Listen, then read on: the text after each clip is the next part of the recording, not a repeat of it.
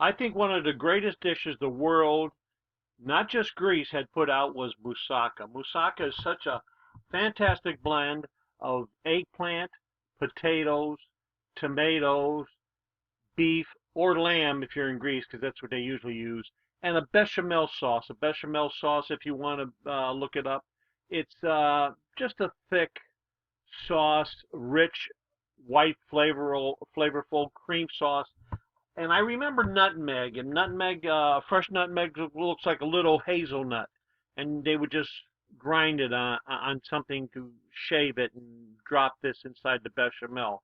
But I see a lot of recipes with cinnamon in it, so it's either cinnamon or nutmeg. I would go with nutmeg on a authentic situation where you want to make it perfect. But the reason I'm making this dish is because I wanted to make it a little bit healthier, a little bit quicker, and that's why I call it mock moussaka. I wouldn't dare call it moussaka. This dish is so great. It's the king of many dishes, and so I'm going to call it mock moussaka. It's kind of like just a casserole you could get done in maybe a half hour. The most thing is the ingredients, is cutting them up and all that. Again, I want to reiterate that I am going to try to make it a little bit of quicker and a little bit of a healthier sauce, because I want the taste that I want are the eggplant, potatoes, and the ground beef. And I can even do without the ground beef, but that eggplant and potatoes is such a fine marriage of food products. But I will leave out the bechamel sauce on this. I will not leave out the cheese. We're going to have the cheese, but I will leave out the bechamel sauce to make it a little bit healthier and make it a little bit easier. It'll be an easier recipe for you. Now, this idea just didn't come up. It happened to be that my next door neighbor brought over some fresh vegetables. You could tell they're pretty fresh. You probably wouldn't even see this for sale in a grocery store. They have to be almost perfect to sell a tomato, and you can see there's a couple bruises and stuff like that. But these are the best tomatoes that they are. And actually, what I just showed you four here so you could get an idea. Actually, I used another red tomato uh, that I forgot to put in this picture here. So you're going to use about 5 tomatoes in here.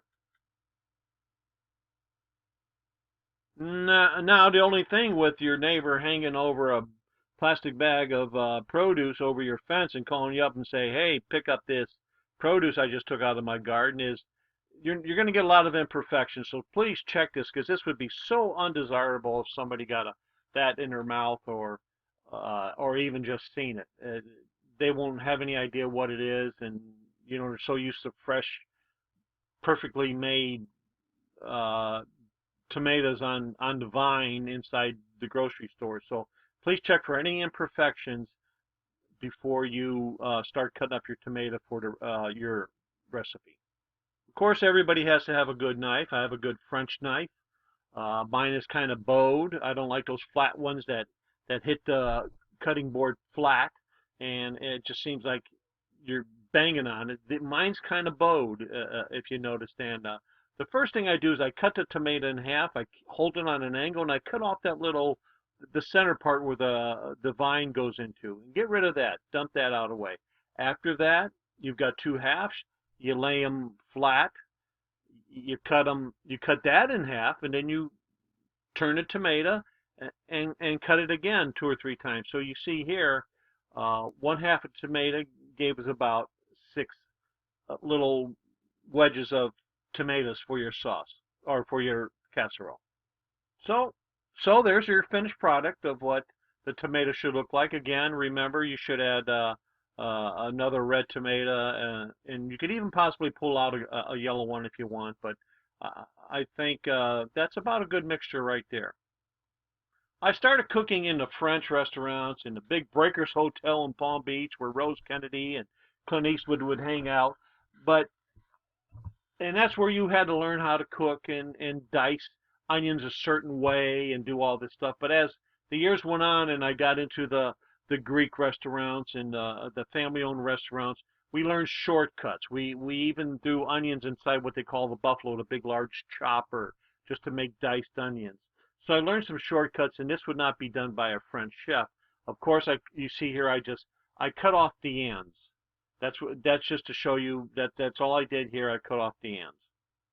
After cutting off the ends, I just spliced them in the center, turned them a little bit. It seems like with making wedges or squares or dices, you end up cutting it one way, grabbing all the vegetables, trying to keep them together, turning them, and then cut them the other way. And that's exactly what I did here.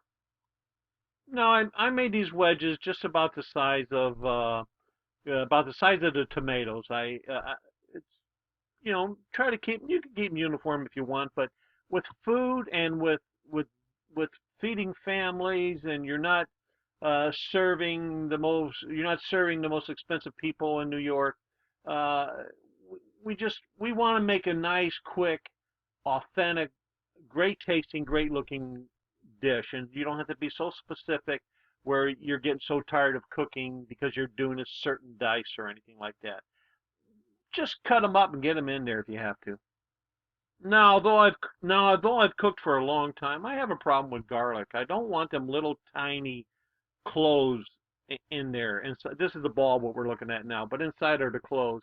And I don't want those little tiny ones in there, but it's hard to get. Now they do have elephant garlic, but one clove would be the whole size of that whole bulb there. So it's hard for me to tell you how to pick garlic. I just want to be sure they're not too dry. Uh, and then what I do with this one right here is I just take my hand right on top of it and smash it.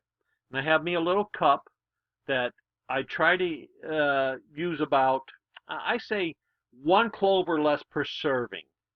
I always get, not complaints, but hey man, when I opened up the container, all I could smell was garlic. So I like garlic, and it's very good for you, very good for your blood and all that. But I think that one clove or less, depending on the size of the clove, per serving is a good general guideline to go by. So right now, again, all I did was took my hand and I smashed it. Now, after smashing it on the cutting board and deciding how many cloves I want to cut up, all I did, I took my knife very safely. I put the palm on the blade and I just pushed down on it. That's all we have here is just to crush it, kind of like that. Uh, the chef that one of my first chefs that I worked for that trained me, he would do this, and after he got the peel completely off of the garlic, he would sprinkle a little bit of salt. They said the garlic wouldn't move around as bad, but to me, I don't like salt, so I'd rather suffer with a little bit of garlic falling on the floor. So after I mash the garlic, kind of like open it up, with my knife with a little pressure on the steel and the handle. Again, be safe. Don't have that knife at any kind of an angle. Should be flat. If anything, if it's at any kind of angle, have it the angle toward the board. So I just smashed them, and then I just picked them up by uh, the part and the root looking part, and I would just scrape them out of there. So right now, all you're seeing is garlic that's been smashed, and the meat of the garlic has been pulled out with the tip of my French knife. This is the other side of the cutting board. This is what I got out of there. You can see where I grabbed it.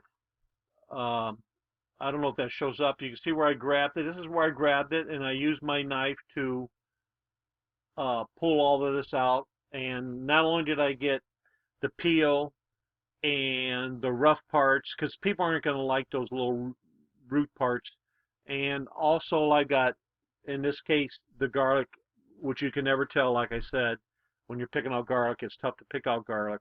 I got some bad stuff in there that I wouldn't want to end up in my casserole or any dish. Next, I'm going to take eggplants. I'm going to use two. These are about small, medium-sized eggplants. All I'm going to do is cut off the end. After cutting off the end of both eggplants, I'm going to either use my vegetable peeler if it's sharp enough. Otherwise, I'm going to trim it with a knife. Okay, with those four, now I have 4 pieces of eggplant. You only seen 2 of them from the one eggplant. I had cut them in half, and I started making some little logs out of them. Again, you could use your vegetable peeler if it's working good, or your knife. Don't worry about losing a little bit of the meat of the eggplant. After I got my little logs, I just start dicing them. And again, they're going to be about the same size as the tomatoes that I used previously. And don't forget, a lot of your cutting is cutting it one way, holding on to it, turning it, and cutting it the opposite way to get you a dice or a chop out of it. There's our finished result, and you notice no peel. No peel is because if you don't cut that thin enough, that it will. Some people will say it's bitter. So I rather just take it all the way off the peel. If you're going to cut them thin, go ahead and leave the peel on. Not much to say. Not much to say about the potato. I say use about 3, maybe 4 in here, depending on the size. First step, we just peeled them. After peeling them, I just went ahead and I made some nice slices out of them. Now you don't have to peel them, but I didn't want to take all the time to sit there because with them they come out of the dirt and there's some craters in there and you got to really soak them and wash them and soak them and wash them. So my best deal was just to go ahead and peel them. Now just to let you know that potatoes haven't been put in this fry pan yet, because when I first started doing eggplant, we used the eggplant as a layer, so I kind of got used to that. Uh, kind of like the flat piece of potato rather than a chunk. But what you're looking at here is everything that we have done so far. And underneath that is 1 pound of 97% fat-free ground beef. I got the best I could. So with everything in there, we just turn up the heat to medium, start stirring it around when we get a chance.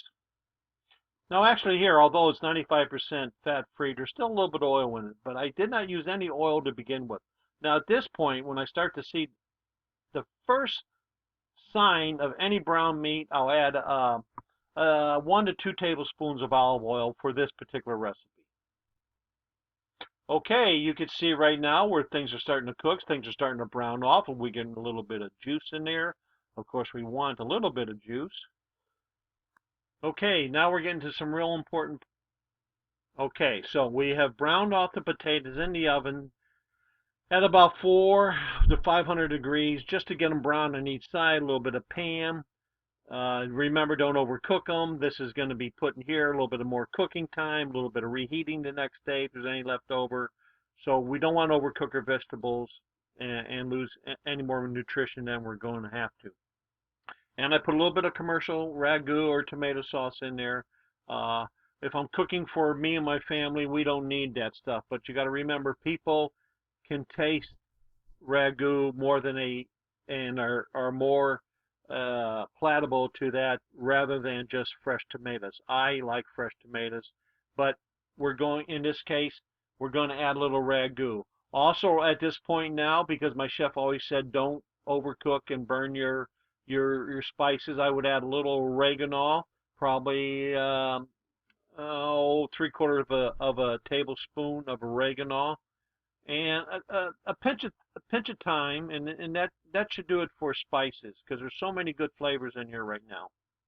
Okay, now we've cooked all the juices down and we spread it into a glass casserole pot.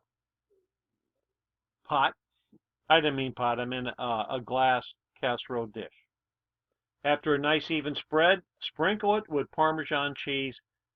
Can't tell you exactly how much, just go on over the whole, be sure just about everything's covered that you can. But those that are a little concerned, I probably used a 1/2 cup, maybe 3/4 of a cup. I had provolone in the house, so I took the slices, I cut them in half, so you get an idea of what proportion you should serve each person. Okay, now everything is super hot. We just took it out of the pan and we plated it into the casserole dish. So all we have to do is hit broil and get that cheese brown. As soon as you see the cheese brown, you might have to turn the pan around a couple times. You are done. Bring this out and start serving it. It is ready to go. Our mock moussaka.